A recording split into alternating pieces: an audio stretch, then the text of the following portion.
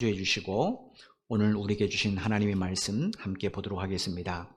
고린도전서 3장 10절로 15절까지 말씀입니다.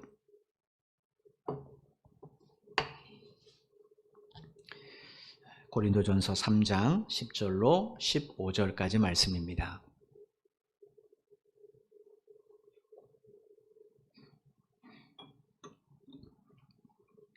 신약성경 256페이지입니다. 찾으신 줄 알고 제가 봉독해 드리겠습니다. 10절입니다. 내게 주신 하나님의 은혜를 따라 내가 지혜로운 건축자와 같이 터를 닦아두매 다른 이가 그 위에 세우나 그러나 각각 어떻게 그 위에 세울까를 조심할지니라. 이 닦아둔 것 외에 능히 다른 터를 닦아둘 자가 없으니 이 터는 곧 예수 그리스도라. 만일 누구든지 금이나 은이나 보석이나 나무나 풀이나 짚으로 이 터 위에 세우면 각 사람의 공적이 나타날 터인데 그날이 공적을 밝히리니 이는 불로 나타내고 그 불이 각 사람의 공적이 어떠한 것을 시험할 것임이라. 만일 누구든지 그 위에 세운 공적이 그대로 있으면 상을 받고 누구든지 그 공적이 불타면 해를 받으리니 그러나 자신은 구원을 받되 불 가운데서 받는 것 같으리라. 아멘. 위드 코로나라는 이 말이 처음 등장할 때에도 사실은 굉장히 생경하게 느껴졌습니다. 그런데 정말로 이 단어처럼 올 한 해 우리가 우리의 일상이 코로나와 함께 이제 살아왔고 이제 마지막 올해 한 달을 맞게 됩니다. 특별히 12월 그러면 한 해를 마감한 달과 동시에 또 새로운 한 해를 계획하고 준비하는 그런 달이죠. 이런 12월을 앞두고 지난 주일날 11월 마지막 주에 하나님께서 우리 모두에게 고린도전서 3장 10절로 11절 말씀을 통해서 지혜로운 건축자가 되어야 된다, 이런 말씀을 들려주셨습니다. 참으로 우리가 사는 이 시대는 좀 동떨어진 말 같지만 그러나 이것은 우리를 향한 하나님의 음성입니다. 제가 몇 번 말씀드린 것처럼 66권으로 이루어진 성경책은 구약이 1331페이지, 신약이 423페이지로 되어 있습니다. 합쳐서 총 1754페이지예요. 그 안에 무려 31,173개 구절이 담겨져 있습니다. 이 방대한 분량에 이르는 말씀 가운데서 주일날 공예배 시간에 우리가 두 구절을 만난다, 이 확률이 과연 얼마나 될까요? 0.00641% 되지 않습니다. 0.00641이니까 얼마나 적은 퍼센테이지입니까? 여기에 1년 중 12월을 앞둔 11월 마지막 주에 두 구절을 만나게 된다. 이건 거의 제로에 가까운 확률이라고 할 수 있을 겁니다. 더군다나 우리 교회는 한 권을 순차적으로 살펴보는 강해 설교를 합니다. 예를 들어서 임의대로 제가 한 구절 한 구절을 가지고 본문을 선택한다면 그게 임의대로 우리가 받을 수 있습니다. 근데 우리는 아시는 것처럼 성경 한 권을 순차적으로 강해 설교하기 때문에 고린도전서만 해도 얼마나 많은 성경 구절과 본문이 있습니까? 근데 그중에 우리가 12월 한 해를 마감하고 새해를 준비하는 12월을 맞기 전에 11월 마지막 주에 우리가 두 구절을 만난다. 이건 정말로 세상에 보면 기적에 가까운 일이에요. 따라서 우리가 지난주에 읽었던 함께 나눴던 고린도전서 3장 10절로 11절 말씀은 어느 날 우연히 듣게 된 하나님의 음성이 아닙니다. 이것은 한치의 오차도 없이 역사하시는 하나님의 세밀한 음성이에요. 내가 올 한 해 어떻게 살아왔느냐, 앞으로는 어떻게 살아갈 것이냐, 여기에 대한 하나님의 말씀입니다. 그 내용은 우리가 아는 것처럼 지혜로운 건축자들이 되어야 된다는 거예요. 왜 우리가 지혜로운 건축자가 되어야 되는가? 고린도전서 3장 9절에서 바울이 우리에게 하나님께서 우리 모두를 당신의 밭과 당신의 집으로 선택했다라는 말을 들려줬습니다. 이 고린도전서 3장 9절에서 우리말로 집이라고 부르던 헬라어가 오이코도메라는 단어입니다. 뜻이 뭐냐면 집을 건축하다, 집을 세우다라는 거예요. 왜 하나님 우리를 밭으로 선택하셨는가? 그건 집을 짓기 위해서라는 거예요. 그럼 어떤 사람이 땅을 삽니다. 농사를 짓지 않은 한 그 땅을 사는 목적이 뭐겠습니까? 그 위에 뭔가를 건축하기 위해서죠. 하나님이 왜 우리를 밭으로 선택하셨는가? 그거는 우리의 인생, 우리라는 인생을 통하여 집을 짓기 위해서. 그러니까 이 땅의 모든 사람들은 하나님의 집을 건축하고 세우는 사람들이라는 거예요. 그래서 하나님께 사도 바울을 통해 우리에게 지혜로운 건축자가 되어야 된다, 이렇게 권면한 겁니다. 왜냐? 우리가 우리 인생을 통해 지어야 될 집은 사람들이 머무는 보편적인 집이 아닙니다. 누가 거하신 집입니까? 하나님이에요. 온 세상을 창조하신 하나님이 머무시는 집입니다. 이 집을 우리가 어떻게 감히 함부로 지을 수 있겠습니까? 특별히 이 하나님의 집과 관련해서 오늘 본문 바로 뒤에 있는 16절에 보면 바울이 이렇게 이야기를 했어요. 3장 16절 말씀입니다. 너희는 너희가 하나님의 성전인 것과 하나님의 성령이 너희 안에 계시는 것을 알지 못하느냐. 사도 바울이 무엇을 가리켜서 하나님의 성전이라고 그랬어요? 구원받은 우리 자신, 우리 몸입니다. 우리 몸. 이유가 뭔가? 구원받은 우리 안에 누가 계세요? 거룩하신 하나님의 영이신 성령께서 계시기 때문에 그래요. 따라서 우리가 지어야 될 하나님의 집은 우리 자신의 몸입니다. 이 몸을 하나님의 집으로 세워가려면 우리 자신이 능숙한 건축자가 되어야 되는데, 뭐에 대해서 능숙한 건축자가 되어야 되냐면 하나님의 말씀과 기도예요. 디모데전서 4장 5절 말씀입니다.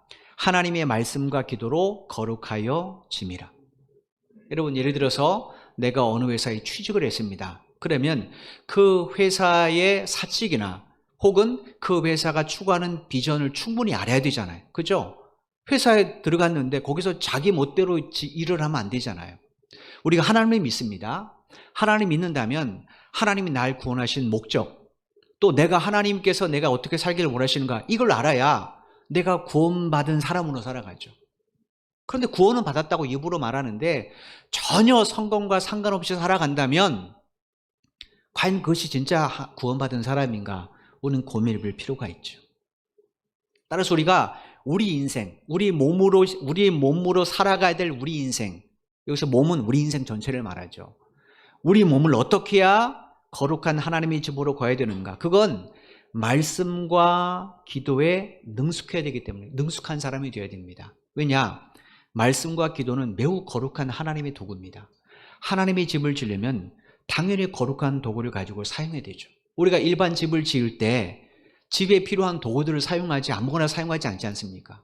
그죠? 여러분, 뭔가를 쓸어야 되는데 나무 깎아서 칼 비슷하게 만들어서 그걸 자를 수 있겠습니까? 그럴 수 없잖아요.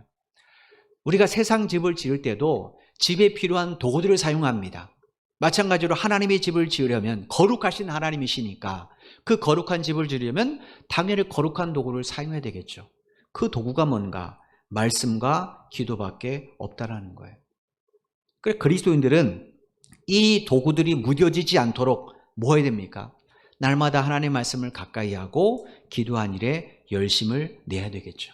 그럴 때 우리 안에 계신 성령님께서 말씀과 기도를 통해 우리의 몸이 거룩한 성전이 되도록, 다른 말로 하면 우리가 거룩한 삶을 살아갈 수 있도록 친히 우리와 함께 동행하시면서 역사해 주시는 겁니다.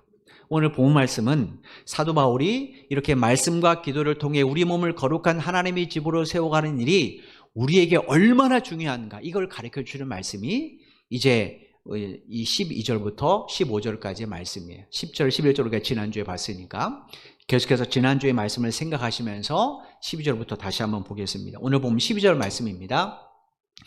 만일 누구든지 금이나 은이나 보석이나 나무나 풀이나 짚으로 이 터 위에 세우면, 12절에서 바울이 말하는 터는 11절에서 바울이 말한 예수 그리스도를 말합니다. 교회의 터는 그게 공동체든 개인이든 예수 그리스도 밖에는 없습니다. 계속해서 말씀드린 것처럼 구원받은 그리스도인들은 모두 다 이런 예수 그리스도의 터 위에 집을 세워가는 사람들이에요. 그런 건축가들입니다. 그런데 문제는 이 나름대로 하나님의 집을 건축한다고 말하면서도 사실은 사용하는 재료가 모두 다 똑같지는 않다는 거예요. 12절에 보시면 바울이 6가지 재료를 말씀했습니다. 이 6가지 재료들은 성질에 따라서 2가지로 구분됩니다. 먼저 금과 은과 보석은 변하지 않은 성질을 갖고 있어요. 불에 녹여도 그건 금이고 그건 은이고 그건 보석입니다. 그런데 나무나 짚이나 풀은 어떻습니까? 아무리 채색을 멋지게 하고 장식을 해도 불에 노출되면 완전히 그 성질이 사라져 버립니다. 소멸돼 버린다는 거예요. 13절에 보시면 바울이 하나님의 마지막 심판을 뭘로 비유했는가? 불로 비유했습니다. 왜 불로 비유했는가? 구약성경 말라기 4장 1절에 보면 하나님께서 당신의 마지막 심판에 대해서 뭐라고 말씀하셨냐면 용광로 같은 불길이 하늘로부터 쏟아지는 날이다, 이렇게 말씀을 하셨어요. 그러므로 그날 어떤 재료로 건축한 집말이 살아남겠습니까? 당연히 뜨거운 불길 속에도 본질이 소멸되지 않고 보존되는 그런 재료들입니다. 11절에서 말하는 금과 은과 보석이 바로 그런 재료로 지은 하나님의 집이에요. 그러면 금과 은과 보석으로 집을 짓는다는 건 도대체 뭘 의미하는가? 그건 오직 예수 그리스도라는 터 위에 말씀과 기도를 통해 구별된 삶을 살아가는 걸 말합니다. 즉 말씀과 기도를 통해 구별된 삶으로 나를 세워가는 것, 이게 금이나 은이나 보석으로 짓는 집이에요. 그러면 나무나 풀과 집으로 하나님의 집을 짓는다는 걸 뭘 의미하는가? 이런 사람과 달리 이 사람들도 나름대로 예수 그리스도의 터의 집을 짓기는 합니다. 그런데 문제는 그 터 위에, 그 바로 곁에 또 다른 터 하나 딱 닦고나요. 우리가 지난주에 봤잖아요. 그죠? 그 터를 왜 닦아나는가? 자기를 위한 인생의 집을 짓기 위해서입니다. 여러분, 이렇게 자기 터를 따로 남겨둔 사람이 이 두 집 가운데 그리스도라는 터 위에 세울 집과 자기를 위한 터 위에 세울 집 가운데 어느 것을 더 중요하게 어느 건축을 더 중요하게 생각할까요? 자기 유익입니다. 이걸 어떻게 할 수 있는가? 여러분, 이 땅에서 성전을 최초로 지은 사람이 누구예요? 솔로몬 왕이잖아요. 그죠? 그런데 역대하 2장 이후의 말씀을 보면 솔로몬 왕은 하나님의 성전을 걷는데 6년 걸렸습니다. 굉장히 웅장하고 화려하게졌어요. 지성소는 거의 금으로 꾸며집니다. 그런데 자기의 살 왕국은 몇 년 전인가? 2배입니다. 13년 지었어요. 그것도 성전과 비교가 안 되게 화려하고 웅장하고 어마어마합니다. 돈 투자한 거 비교도 안 됩니다. 우리가 예수 그리스도의 터 위에 나를 위한 터를 짓기 시작하면요, 뭐에 치중하는가? 내 것에 치중합니다. 그러니까 내게 주신 시간, 재능, 물질도 다 어디에 투자해요? 내 집을 짓는데 투자하는 겁니다. 그러다 보니 남는 게 있습니까? 없습니까? 없습니다. 그러니까 흔한 언제든지 구할 수 있는 나무나 풀이나 짚으로 하나님이 위한 집을 짓는 거예요. 쉽게 말하면 좀 여유가 있을 때, 여유 있는 시간, 여유 있는 재능, 여유 있는 물질로는 주의를 위해서 삽니다. 근데 힘들면 그거 다 줄이는 거예요. 이건 뭡니까? 나를 위한 집을 지어야 되니까. 남는 것 가지고 하려니까 없잖아요. 그러니까 나무나 풀과 짚으로 하나님의 집을 지으려고 하는 거예요. 그러니 불같은 하나님의 심판이 임하는 그날 그 사람의 집이 어떻게 남아있을 수 있겠습니까? 다 소멸되겠죠. 13절 말씀을 보겠습니다. 각 사람의 공적이 나타날 터인데 그날이 공적을 밝히리니 이는 불로 나타내고 그 불이 각 사람의 공적이 어떠한 것을 시험할 것입니다. 여기 우리말로 공적이라고 번역된 헬라어가 에르곤이라는 단어입니다. 우리말로 번역하면 행위, 일이란 의미도 있지만 공적, 업적이란 의미도 있어요.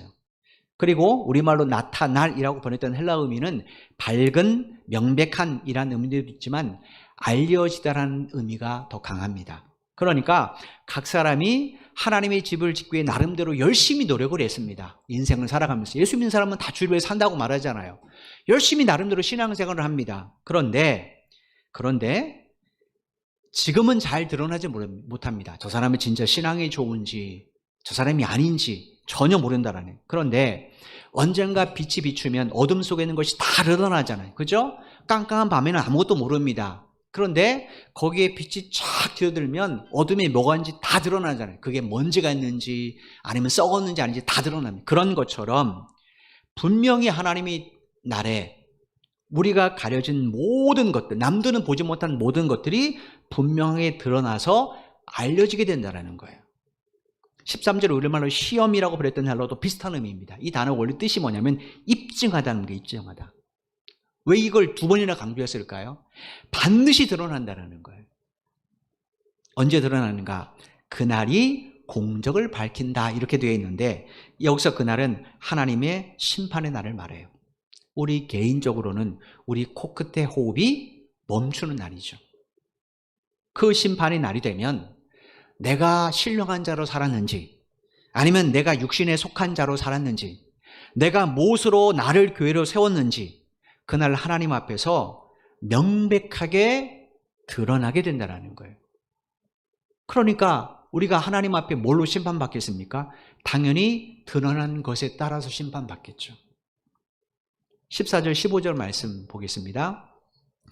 만일 누구든지 그 위에 세운 공적이 그대로 있으면 상을 받고 누구든지 그 공적에 불타면 해를 받으리니 그러나 자신은 구원을 받되 불 가운데서 받은 것 같으리라. 여러분, 내 인생 내가 원하는 대로 행동하고 산다, 내가 보기 좋은 거 선택한다, 그 사람의 자유입니다. 그죠? 뭐라고 할 수 없어요. 근데 성경은 여기에 대해서 매우 엄중한 경고를 하십니다. 이유가 뭔가? 하나님께서 반드시 각 사람의 인생을 심판하시기 때문에 그래요. 전도서 12장 14절 말씀입니다.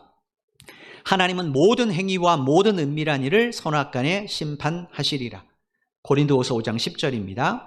이는 우리가 다 반드시 그리스도의 심판대 앞에 나타나게 되어 각각 선악간에 그 몸으로 행한 것을 따라 받으려 함이라.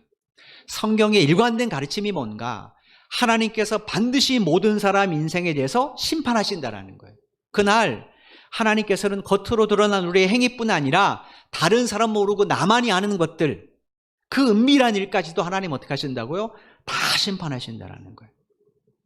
따라서 사도 바울이 말한 것처럼, 14절에서 말한 것처럼 그날 자신이 세운 공적이 그대로 남아있는 사람은 하나님 앞에 상을 받겠죠.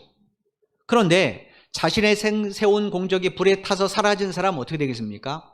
하나님 앞에 해를 받게 된다는 거예요. 어떤 사람의 공적이 그대로 남는가? 금과 은과 보석으로 공적을 세운 사람이에요. 그러면 금과 은과 보석으로 공적을 세운다는 건 도대체 구체적으로 무슨 이야기하는가? 3장 1절에 바울이 어떤 사람을 이야기했습니까? 신령한 사람을 이야기했습니다.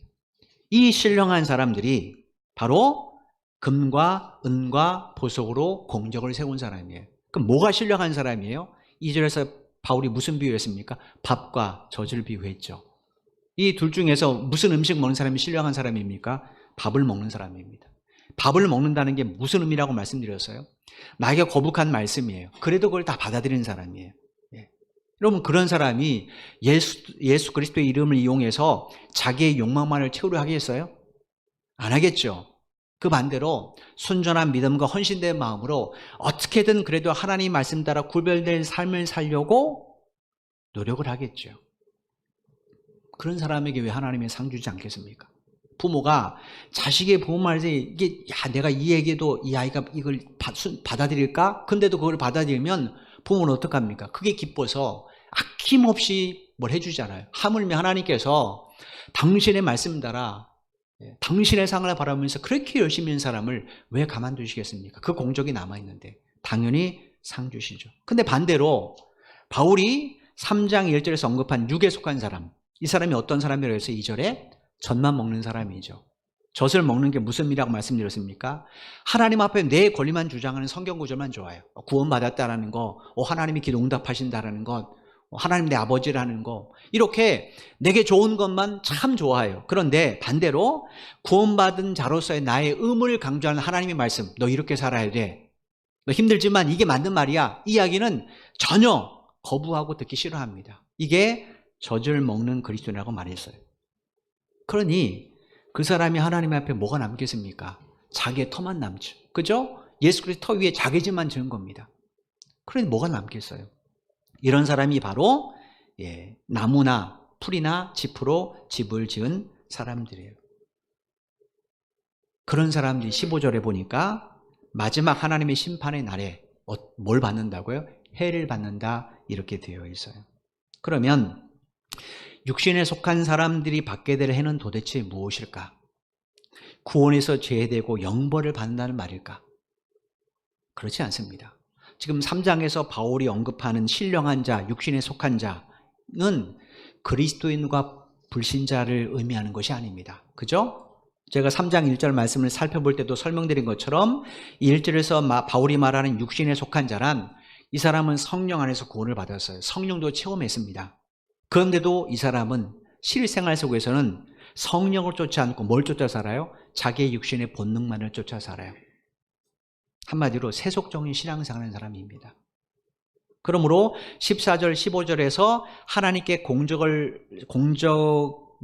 하나님께 공적을 심판받는 사람들은 다 어떤 사람이에요?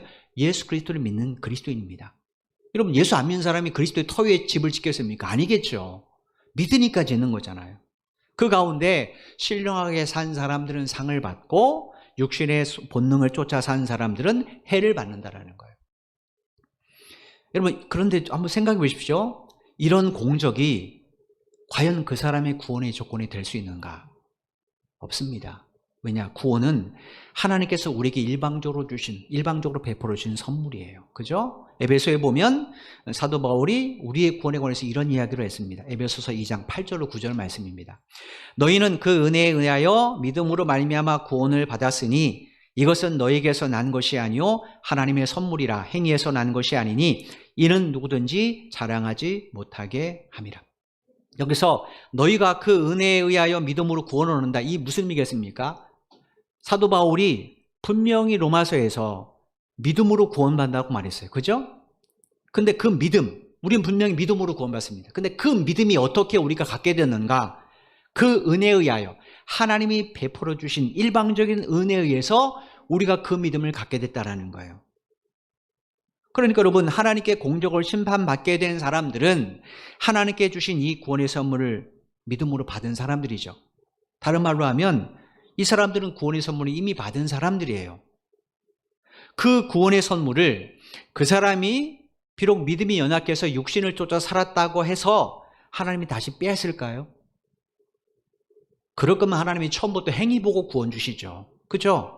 아니, 줬다가 뺏을 거면 뭐하러 처음부터 주십니까? 처음부터 그 사람의 행위를 보고 이 사람 구원받을 만하네라고 주시면 이런 불편함은 없잖아요. 근데 하나님은 우리가 아는 것처럼 우리가 이 땅에 태어나기 전에 이미 우리를 선택하셨단 말이에요. 이게 매우 중요한 장로교의 예정설이잖아요. 즉 우리의 행위와 상관없이 하나님께서 일방적으로 우리를 선택해 주시고 그리고 우리를 구원의 백성으로 삼아 주셨단 말이에요. 그런데 행위 때문에 우리의 구원을 취소한다? 하나님이 그렇지는 않습니다. 그러니까 여기서 해를 받는다는 것은 그 사람이 영원히 멸망한다, 이 의미가 아닌 겁니다. 무슨 의미인가? 이건 구원의 문제가 아니라 상의 문제입니다. 하나님 앞에서 상을 받느냐 받지 못하느냐, 이런 문제예요. 그러면 공적이 불에 탄 사람들이 받게 될 이 해는 구체적으로 뭘 말할까? 15절 말씀을 다시 한번 보시면 바울이 공적에 불탄 사람들이 구원을 받되 어디 가운데서 구원을 받는다고요? 불 가운데서 구원을 받는다고 그랬어요. 여기 우리말로 가운데라고 번역된 헬라어의 원래 의미가 뭐냐면 뭐뭐를 통하여 뭐뭐를 지나서요. 여러분이 아주 멋있게 의복을 입었습니다. 화장도 잘했어요. 머리도 힘도 좋습니다. 근데 불을 통과하면 어떻게 됩니까? 머리 어떻게 되겠어요? 폭탄 맞았겠죠? 얼굴은 어떻게 되면 거울리겠죠? 옷은 어떻게 될까요? 여기저기 다 타서 불 지나면 얼마나 그 모습이 보잘것없겠습니까? 한마디로 말해서 부끄럽게 구원을 받는다는 거예요. 2017년 12월 21일 날 충청북도 제천시 하소동에 위치한 9층짜리 스포츠센터에서 큰 화재가 발생한 적이 있었어요. 아마 기억하실 겁니다. 이 화재로 건물 안에 있던 사람 가운데 29명이 안타깝게 목숨을 잃었고 또 29명이 부상을 입었어요. 그런데 여러분이 화재 발생 후에 언론에서 스포츠센터 주변 상가의 폐쇄 회로를 잇따라 공개한 적이 있었습니다. 그 중에 특별히 2층, 3층이 사우나였는데, 여자 사우나, 남자 사우나였는데, 여기에서 대피한 사람들의 모습이 참 눈길을 끌었어요. 12월 21일이니까 얼마나 한겨울이겠습니까? 근데 그 그 CCTV에 뭐였냐면, 그 추운 겨울에 머리는 젖은 채로 민소매 입고, 민소매 상의만 입고 나온 사람도 있었고, 또 침낭으로 몇 개 몸을 감싼 채 상 밖으로 떨어진 사람도 있었고, 아주 2층, 3층이니까 쿠션을 줄이기 위해서 그랬죠. 가장 민감한 게 뭐냐면 맨몸으로 뛰쳐나온 사람들이었어요. 여러분, 그날 여러분이 만약에 맨몸으로 나왔어요. 그래서 딱 나와보니까 나를 아는 가까운 지인이 앞에 있어요. 혹은 사랑하는 연인이 앞에 있어요. 얼마나 부끄럽겠습니까? 그죠? 분명히 그날 구원을 받았습니다. 불 속에서 구원을 받았어요. 근데 얼마나 부끄럽겠습니까? 15절에서 말씀하시는 애가 바로 그거예요. 구원을 받되 불 가운데서 받는 것 같으리라. 이건 부끄러운 구원이, 이게 바로 해라는 겁니다. 성경에서 말씀하신 하나님의 심판은 두 가지 의미가 있습니다. 첫째는 믿지 않는 자들에게 임하는 하나님의 심판이에요. 이건 영원한 형벌이 때문에 그것으로 끝납니다. 둘째는 믿는 자들에게 임하는 하나님의 심판입니다. 이건 하나님의 결산으로 이어져요. 마태복음 25장에 보면 예수께서 달란트 비유하시죠. 먼 타국에 있는 주인이 돌아와서 제일 먼저 한 일이 뭡니까? 달란트 맡긴 종들 불러서, 야, 내가 너한테 5달란트, 내가 너한테 2달란트, 내가 너한테 1달란트 맡겼는데 너 어떻게 됐어? 이거부터 물어봤어요. 그리고 거기에 따라서 상을 주고 혹은 벌을 줬습니다. 벌 받은 사람 어떻습니까? 그 잔치 자리에 참여하지 못하고 바깥 어둠에 쫓겨서 이를 갈게 됐어요. 바로 이 말씀이에요, 이 말씀. 이게 15절은 하나님의 말씀이에요. 여러분, 예수님께서 왜 이야기를 우리에게 들려주었을까요? 그건 하나님의 상을 사모하는 사람만이 하나님의 말씀 따라 구별된 삶을 살아갈 수 있기 때문에 그렇습니다. 하나님의 상을 사모하지 않은 사람이 뭔 구별된 삶을 살아갑니까? 그래? 오늘 이 말씀 듣고 어쩐 용기 있는 사람도 있을지 모르겠어요. 그래? 구원은 취소 안 되네? 됐어. 그리고 막 살아가는 분이 있는지 모르겠습니다. 근데 그건 정말로 고민해 볼 필요가 있습니다. 진짜 내가 그리스도의 터 위에 예수 믿는 건가? 고민해 볼 필요가 있습니다. 정말로 그리스도의 터 위에 집을 지은 사람은 이 말씀 듣고 조금이라도 찔림이 있죠. 이거 자유함으로 주는 말씀 아닙니다. 여러분, 예수 믿고 따르는 것은 제가 누누이 말씀드리면 관념의 문제가 아니에요. 이거는 잘못된 삶을 버리는 구체적인 행동이고 결단입니다, 결단. 사람과의 관계에 있어서, 물질과의 관계에 있어서, 하나님과의 관계에 있어서 성경이 말씀하시는 잘못된 행동, 내 안에 계신 성령께서 나에게 죄의식을 주시는 그 행동들을 과감하게 끊고 버리고 하나님의 말씀을 택하는 것, 이게 바로 예수 믿는 것이고 신앙생활 하는 겁니다. 그럼 그런 사람이 얼마나 아름답겠습니까? 그죠? 그런데 요한복음 15장에서 예수님이 뭐라고 말씀하셨는가? 너희들 그렇게 살면 살수록 힘들어 라고 말씀하셨어요. 왜냐? 세상이 우리를 미워하기 때문에. 요한복음 15장 18절로 19절 말씀입니다. 세상이 너희를 미워하면 너희보다 먼저 나를 미워한 줄을 알라. 너희가 세상에 속하였으면 세상이 자기의 것을 사랑할 것이나 너희는 세상에 속한 자가 아니요 도리어 내가 너희를 세상에서 택하였기 때문에 세상이 너희를 미워하느니라. 여기로 말로 미워하면 이 단어는, 이 헬라 단어는 혐오를 품고 그것을 말이나 행동으로 표현하는 걸 말해요. 그러니까 칭찬과 격려보다는 비난, 비판, 미움, 협박을 받게 될 거라는 거예요. 이유가 뭡니까? 이 예수님의 이 말씀에 의하면 속해 있는 영역이 서로 다르기 때문에 그래요. 예수 믿는 사람들은 하나님의 말씀이란 진리의 울타리 안에 속해 있는 사람입니다. 세상 사람은 어떻습니까? 그 울타리가 아니죠. 그들의 울타리는 세상의 것입니다. 세상의 학식, 세상의 경험, 세상의 상식, 세상의 논리, 이 울타리 안에 살아갑니다. 그럼 여러분, 가치나 목적이 다르겠죠. 그죠? 가치관, 목적, 방향 다 다르죠. 그러니까 어려움을 겪게 되는 거예요. 여러분, 만약에 여러분이 회사에서 정말로 하나님의 말씀대로 살려고 하면 주변의 동료들이나 상사들이 기뻐하고 즐거워할까요? 즐거워하지 않죠. 오히려 고직한 사람으로 취급하면서 거리둡니다. 어쩌면 진급이 좀 늦어질 수도 있어요. 사업하는 분들이 하나님 말씀대로 정직하게 사업하려고 하면 어려움 겪을 때가 참 많이 있습니다. 그죠? 뇌물 주지 않아야 되죠. 한번 해보십시오. 어렵죠. 마태복음 5장 11절로 12절에 보면 그런데 예수님께서 이런 사람들에게 하나님의 상이 크다 이렇게 말씀하셨어요. 이건 뭡니까? 그 사람이 하나님의 상을 사모하기 때문에 그런 삶을 결정한 거죠. 그죠? 하나님의 상을 사모하는 사람만이 그 어려움을 알면서도 묵묵히 그 길을 가죠. 상을 사모하지 않는데 어차피 구원받아야 돼 라는 사람, 상 필요 없어. 천국만 가면 되지 라는 사람에게 그렇게 살 이유가 없잖아요. 그죠? 주일날 그냥 예배만 드리면 되죠. 여러분, 제가 지난번에도 말씀드렸지만 상을 우습게 여기는 것은 그 상을 주는 사람을 우습게 여기는 겁니다. 그죠? 그건 정말로 그 사람 우습게 여기는 거예요. 하나님의 주신 상이 얼마나 귀한 것을 아는 사람은 하나님 말씀 버리고 자기의 본능을 쫓아 살지 않습니다. 하나님 앞에 그 상을 받기 위하여 달란트 받은 종들처럼 최선을 다해서 바르게 살려고, 구별된 삶을 살려고 노력하겠죠. 왜냐? 상 주시는 분이 다른 사람이 아니라 나의 창조주시고 구원자이신 아버지 하나님이시기 때문에 그렇습니다. 여러분, 성경은 하나님께서 주시는 이 상을 구체적으로 우리에게 밝혀주진 않아요. 이유가 뭐냐면 이 상은 세상이 주는 상급과 다릅니다. 그러니까 우린 이해를 못해요. 우린 당장 상급은 뭡니까? 돈을 하나님이 갑자기 하늘물에 있어서 돈벼락을 맞게 하시든지 회사에서 진급이 착착착 되든지 내 사업이 굉장히 잘, 이게 우리가 아는 상급이잖아요. 근데 여러분, 이게 천국 가면 쓸모 있습니까? 없습니까? 전액은 쓸모 없어요. 천국에 무슨 돈이 필요합니까? 그죠? 천국에 무슨 진급이 필요해요. 하나님이 주신 상은 죽음 후에 하나님 나라에서 사는데 매우 필요한 것들이에요. 그러니까 지금 우리는 이걸 이해 못합니다. 아무리 설명해도 이해 못하는 거예요. 여러분이요, 집에서 반려동물 키우시는 분들 데려놓고 아무리 도덕적으로 유적으로 가르쳐 보십시오. 그 애들 이해 못해요. 또 왜 떠드는가? 내가 뭐 잘못했나 그러지? 이해 못합니다. 그죠? 아이들 데리고 부모님이 막 꾸중해 보십시오. 아이들이 이해하던가요? 이해 못합니다. 아이고 또 그러죠. 이해 못해요. 하물며 우리가 하나님께서 내게 주신 상을 하나님이 아무리 성경에 구체적으로 말하는데도 우리는 다 뭘로 바꿉니까? 세상 것으로 바꿉니다. 그래서 천국에는 금덩어리가 많고 은덩어리가 많고 보석이 많고, 그건 여러분 그 상이 얼마나 귀한 걸 가르쳐줘서 비유적으로 말씀하신 것이지, 아니 천국에 예수님 있으면 되지 거기에 금이 왜 필요합니까? 그죠?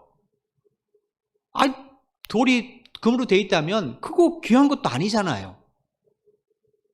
그래서 하나님께서 구체적으로 설명하지 않은 겁니다.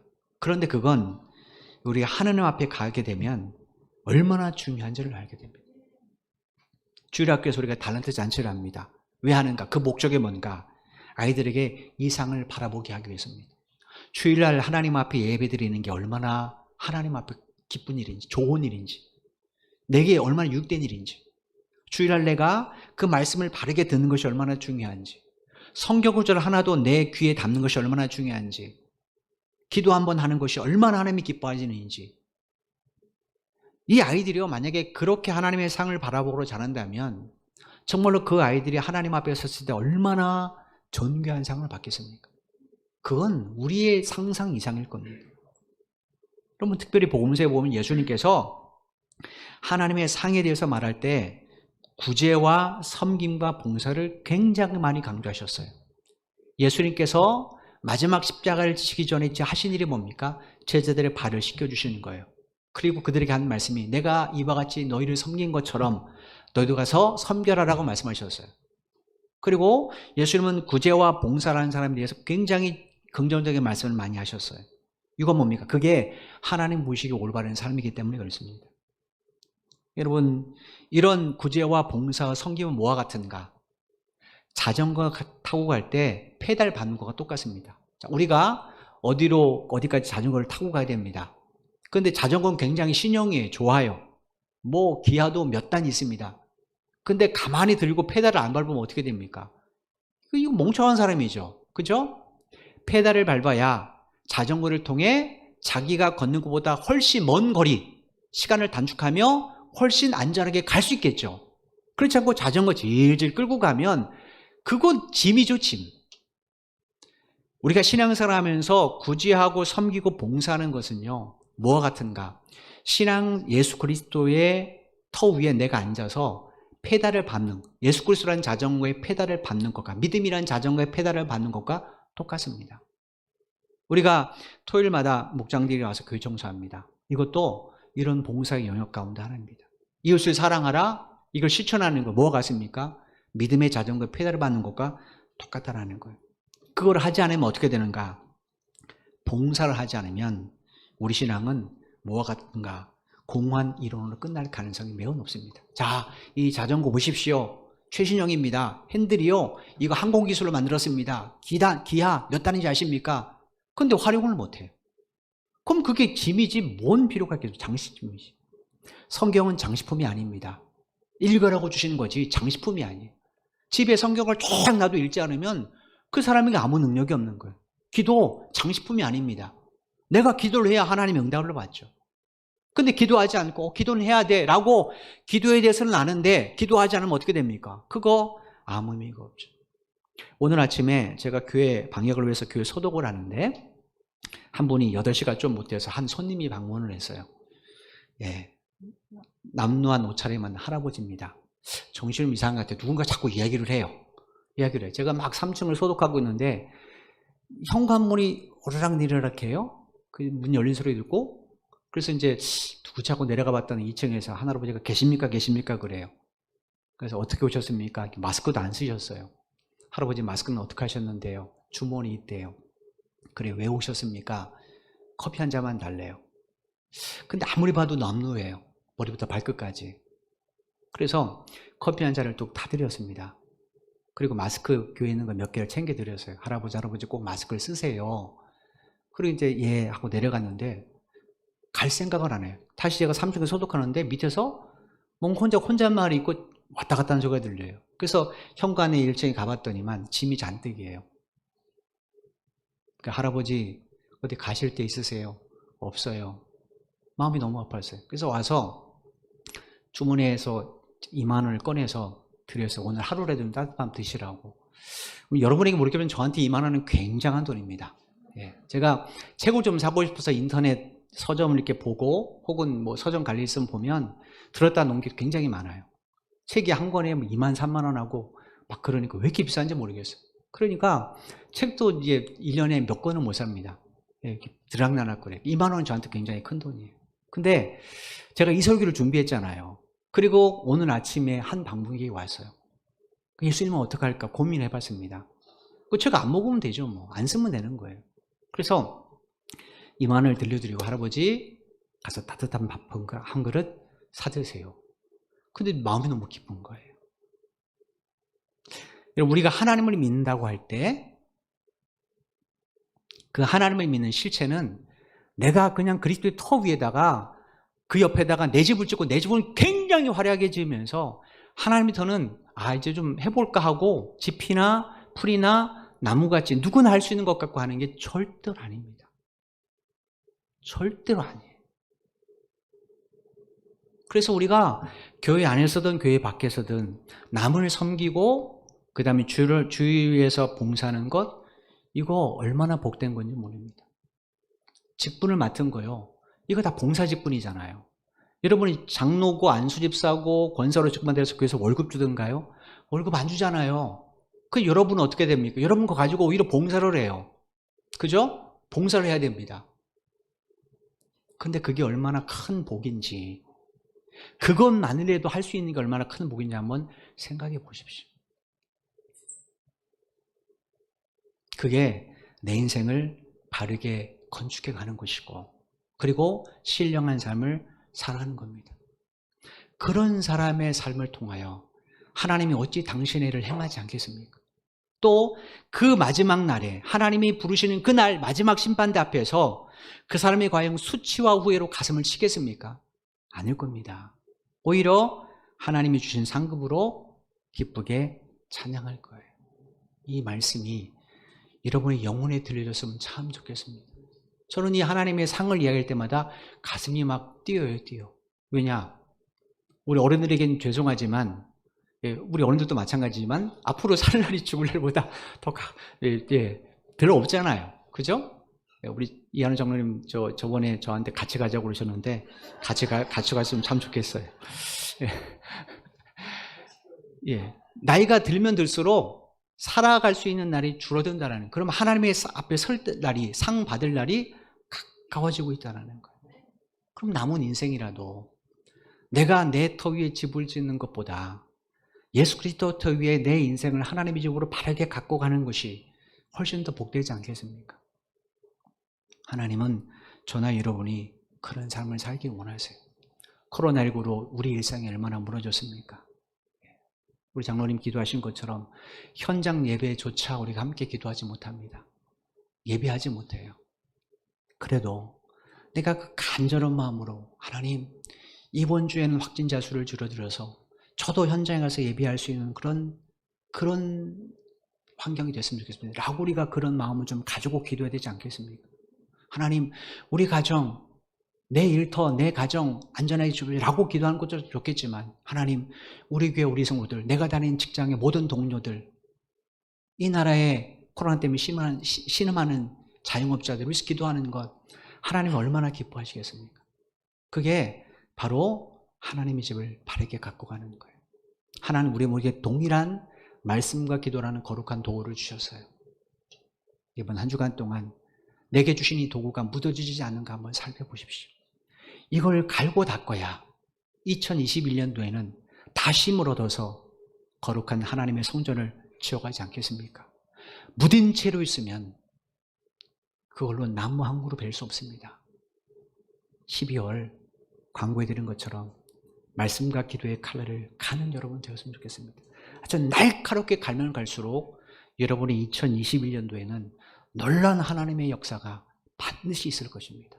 이런 한 달로 이 12월을 세워가는 여러분 한 분 한 분 되시기를 주님의 이름으로 간절히 축원을 드립니다. 기도드리겠습니다. 하나님 감사합니다. 오늘도 귀한 말씀을 우리에게 들려주시고 다시 우리의 신앙생활을 되돌아볼 수 있도록 말씀의 골로 비춰주셔서 감사합니다. 우리가 나름대로 열심히 신앙생활을 한다고 여기까지 달려왔습니다. 근데 지금 내 인생 가운데 예수 그리스도라는 터 위에 하나님의 집만 건축하고 있는지, 아니면 그 곁에 더 크고 더 웅장하고 더 화려한 내 집을 짓고 있는지 우리 스스로를 살펴볼 수 있도록 도와주옵소서. 하나님 우리에게 늘 기도할 때 먼저 그 나라와 그 의를 구하라 말씀하셨지만 우리는 여전히 내게 필요한 것을 구할 때가 참 많이 있습니다. 넉넉할 때는 주를 위해서 뭐든지 할 수 있는 것처럼 생각했는데 우리의 경제생활이 어려지면 제일 먼저 포기할 것이 하나님에 대한 것들일 때가 참 많이 있었습니다. 그럼에도 하나님 변함없이 우리를 오늘에 이르기까지 지켜주셔서 참 감사합니다. 이제 한 달 남은 12월 오늘 말씀을 마음에 새기면서 말씀과 기도를 통해 나의 신앙생활에 나를 갈아가는 한 달이 될 수 있도록 은혜 베풀어 주옵소서. 그래서 새롭게 만든 2021년도는 동일한 한 해가 아니라 완전히 다른 한 해로 그리스도의 집을 짓기를 원합니다. 하나님의 집을 지어가기를 원합니다. 이 한 달 동안 우리 신앙의 모습을 돌아보게 해 주시고 회개할 것은 회개하게 하시고 기도하면서 결단할 것은 결단하게 하셔서 정말로 주님과 더 깊고 밀접한 관계를 갖는 한 달이 될 수 있도록 도와주옵소서. 주님, 코로나19 확진자가 너무 많이 양산되어서 거리두기도 또다시 논의를 하고 있는 상황입니다. 하나님, 간절히 기도하오니 이번 주 안에 확진자가 많이 줄어들 수 있도록 이 땅에 긍휼을 베풀어 주옵소서. 확산세가 확연하게 꺾일 수 있도록 이 땅에 긍휼을 베풀어 주옵소서. 많은 자영업자들의 탄식 소리를 주께서 듣고 계시지는 않습니까? 하나님, 학생들이 학교에서 공부하지 못해서 답답한 것들을 주께서 들으시지 않으셨습니까? 이 나라가 비록 하나님 여전히 돌아올 것은 많이 있지만 불쌍히 여겨주셔서 하나님 이번 한 달에 다시 하나님 일상으로 복귀하는데 중요한 기회가 될 수 있도록 도와주옵소서. 우리 성도들의 가정과 일터를 주님의 손에 의탁을 드립니다. 저들 때문에 직장이 안전한 장소가 되게 하시고 저들 때문에 사업이 안전한 장소가 되게 해주셔서 이 한 주간도 주님의 섬김을 본받아 열심히 이웃을 섬기는, 또 가족을 섬기는 귀한 한 주간이 될 수 있도록 축복하여 주옵소서. 예수님의 이름으로 간절히 기도드리옵나이다. 아멘. 우리 다 같이 일어나셔서 찬송가 449장 1절과 마지막 절 찬양하고 축도로 예배를 마치겠습니다.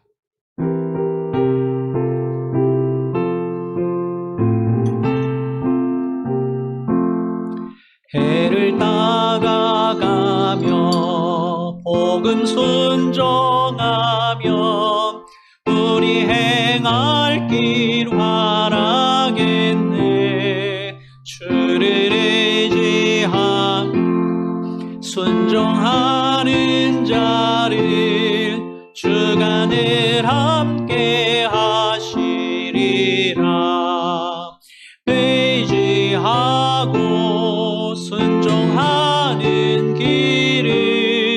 예수 안에 즐겁고 복된 길이 5절입니다.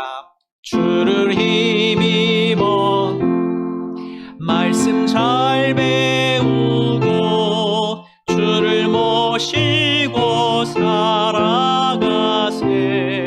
주를 의지하며 항상 순종하면 주가 사랑해 주시리라. 의지하고 순종하는 길은 예수 안에 즐겁고 복된 길이로다. 아멘. 기도드리겠습니다.